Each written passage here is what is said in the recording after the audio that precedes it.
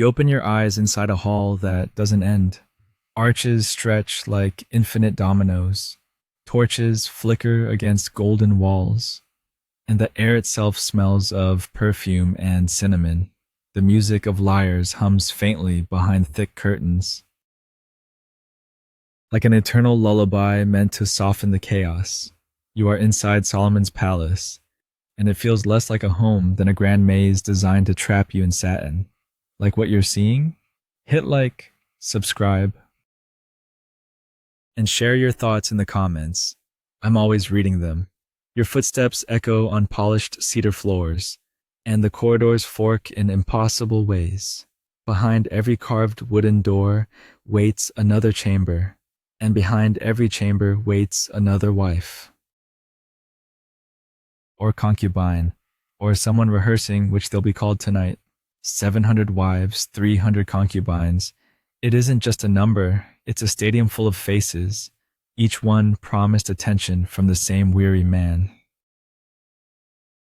who also has to manage a kingdom. You start to wonder if Solomon spent more time filling in appointment calendars than writing proverbs. A handmaiden guides you past painted pillars. The walls gleam with imported ivory, inlaid with gold. That's not fantasy. That's historically attested. Solomon really did import ivory and overlay his throne in pure gold. It's the kind of interior design flex that screams, "My wisdom comes with a credit line." But wisdom here has a strange weight. The so-called wise king now navigates the noise of jealous wives, political marriages, and endless negotiation. Imagine the group chat, 900 plus unread messages every morning. Even WhatsApp would surrender. As you move deeper, you notice the silence. That follows your steps is deceptive. Every door conceals whispers, gossip about who had his attention last night, who is expecting a child, who is being ignored. The jealousy is thick, palpable. You can feel it prickle your skin like static. One scholar once joked that Solomon's Palace was the original reality TV show. Alliances, rivalries, dramatic confrontations, except without the commercial breaks. You try not to laugh out loud, but the thought lingers. The scale is overwhelming. Each wing of the palace could be a city block. Some wives are there for love, or what passed as love when treaties demanded a marriage. Others are purely political, daughters of foreign rulers, symbols of alliances. Historians still argue whether the majority of these women were truly partners or hostages dressed in silk. And you, standing there, feel the unease of that unanswered question. The air grows heavier as you consider it. You pass an open doorway. Inside, a woman paints her eyelids with crushed malachite. She doesn't glance at you. She doesn't need to. She knows her role in this world. To wait, sometimes years, for a glance from the king. The boredom must be suffocating. Imagine Netflix buffering forever and you're the show. Some concubines exchange poetry just to kill the monotony. Some write verses on the palace walls. Quirky tidbit. Archaeologists once found inscriptions from ancient women lamenting neglect, almost like Bronze Age subtweets. Deeper still, you reach a courtyard. The evening air carries the faint scent of imported spices.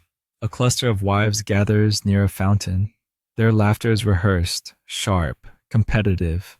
You can almost see them measuring each other's outfits, tallying jewelry like it's Olympic scoring.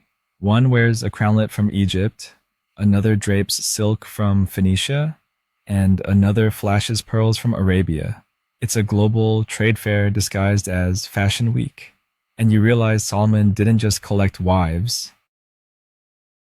He collected entire economies. Above them, balconies open to the sky where other women lean, watching, evaluating.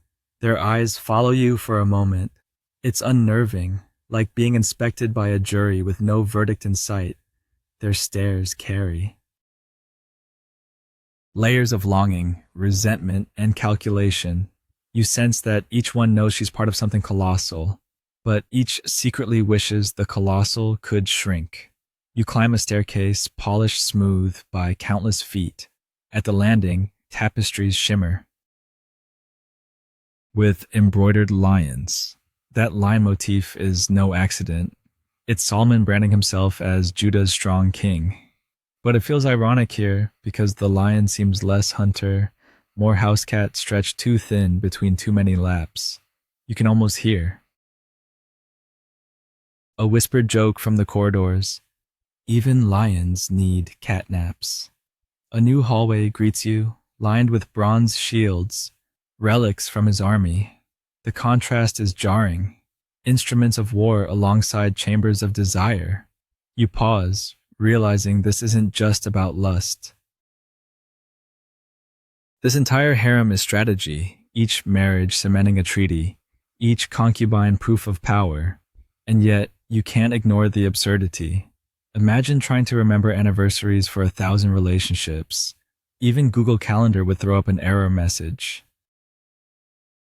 Event overload, please delete some spouses. Further down, a chamber glows brighter than the rest. Inside, musicians strum harps, while dancers move with practiced grace. This is Solomon's evening entertainment. At least tonight, you sit at the edge, feeling the swirl of incense cloud your head. The air tastes like honey wine and ash. You picture Solomon himself arriving, robes heavy with embroidery, crown slightly tilted from exhaustion. He smiles, but it's a weary smile, the kind that says,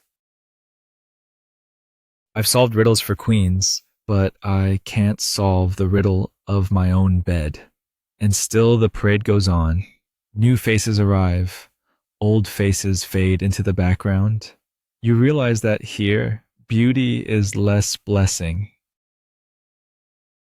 than burden. To stand out, each woman must compete against hundreds. You feel the weight of their painted eyes watching you, as if silently asking whether you'd remember them in the crowd. And you know the answer is cruel. Most will fade into obscurity, remembered only as part of a number recited centuries later. You step back into the corridor. The music fades. The torches flicker. You catch yourself whispering under your breath, how much desire is too much. Before desire itself becomes hollow, the question follows you, echoing like footsteps. You're not sure if it's yours or if the walls themselves are asking. You keep walking, and the air grows heavier, as though the palace itself has inhaled, but refuses to exhale. Shadows ripple across the walls, and you sense the shift from indulgence to a consequence. The corridors no longer dazzle you. They press in. Those 700 wives and 300 concubines, once painted in glittering detail, now look more like anchors dragging Solomon down. What seemed like splendor begins to feel like suffocation. You pause at a chamber door left ajar. Inside, two women argue in hushed tones, their words sharp as broken glass. You can't understand every syllable, but the body language is unmistakable. Accusation, rivalry, betrayal. One woman points toward a jeweled necklace, as if claiming proof of favoritism. Another shakes her head, lips trembling with rage. Their shadows lunge across the walls like dueling beasts, and you realize jealousy here is not an exception. It is the daily background noise. The palace is less a sanctuary and more a thundercloud charged with rival currents. Historians still argue whether Solomon himself was aware of the intensity of these rivalries or whether he chose to ignore them. Some say he thrived on the tension, balancing factions like a political chess master. Others believe he was simply overwhelmed, drowning. A king drowning in his own excess. And you, standing here, can almost feel both possibilities flickering at once, like two overlapping flames casting distorted shapes. You descend into a garden court, Moonlight gleams across pools of water. Reflecting palm fronds and sculpted statues. But the serenity is an illusion. Along the pathways, women pace with restless steps, whispering in clusters. They trade rumors like currency. Who was summoned last night? Who brought offerings of foreign idols? Who carries whispers of new gods? Because here is the true collapse. Those marriages weren't just romantic distractions. They brought foreign beliefs right through the palace gates. 1,000 different faiths now cohabiting under one roof. You feel the tension of it. The man who once prayed with singular devotion now bends under divided loyalties. The king who built a temple to the God of Israel also builds altars to Astarte, to Chemosh, to Molech. That's not gossip, it's a mainstream fact recorded even in ancient chronicles.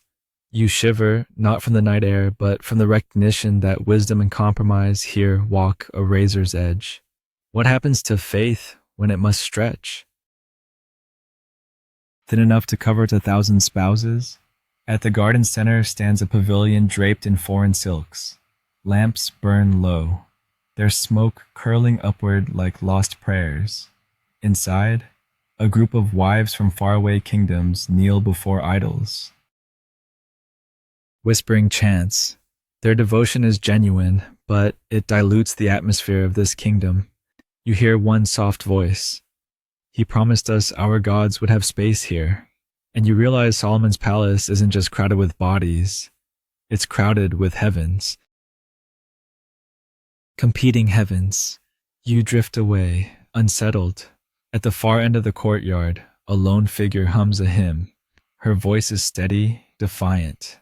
She sings to the old god, the one who crowned Solomon king. The melody slices through the noise of idols, a reminder that not all devotion has been forgotten. But her voice sounds faint, almost swallowed by the vastness of other chants. You wonder if Solomon ever stopped to listen. The floor beneath your feet trembles faintly, as if echoing the kingdom's fracture. Economically, politically, spiritually, the cracks spread. Too many alliances woven into the fabric of the harem mean too many obligations tugging at the seams. You picture Solomon trying to govern while each treaty wife tugs at his sleeve, whispering, "Remember my people." It's like trying to rule while your inbox pings 100 times an hour. Even a wise king can only hit mark as read so many times before burnout. Upstairs in the royal chamber, you glimpse the king himself at last. He sits slouched on a throne, not of state, but of fatigue. His eyes are shadowed. His fingers drumming absent patterns on the armrest. Behind him, silk curtains sway as though whispering secrets he doesn't want to hear. He looks less like a man in command than a man trapped in his own creation. You remember the legend of his wisdom, the riddle solver, the baby-splitting judge, the sage who impressed the Queen of Sheba. Yet what you see now is a figure blurred by indulgence, a ruler outmaneuvered by his own desires. There's a fringe tidbit whispered by later traditions. Some claimed Solomon once tried writing a manual on how to keep peace among so many wives, but abandoned it halfway, defeated by reality.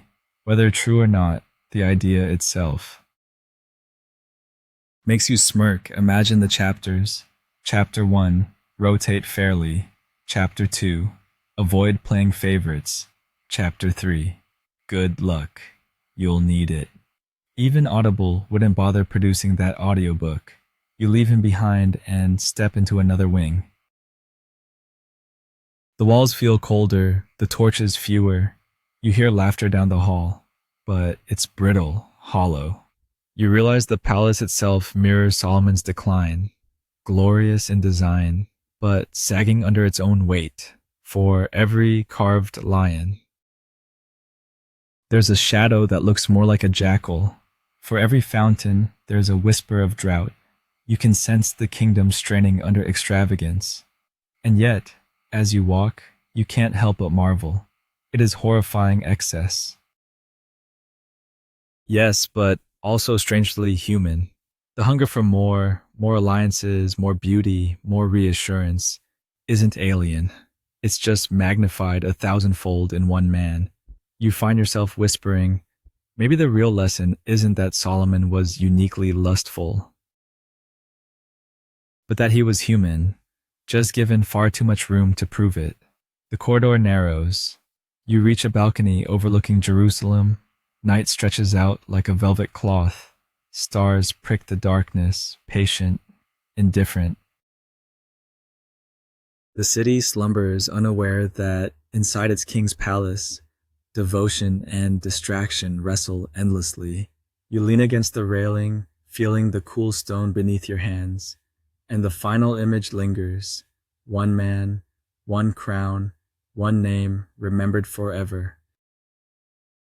But tangled in the memory of 1,000 wives and concubines, the torches sputter, the palace exhales, and the night swallows sound. You let yourself fade with it, reassured by the silence beyond the walls. Thank you for listening. I'll leave you here where the echoes soften, where the voices dim, and where the story finally rests.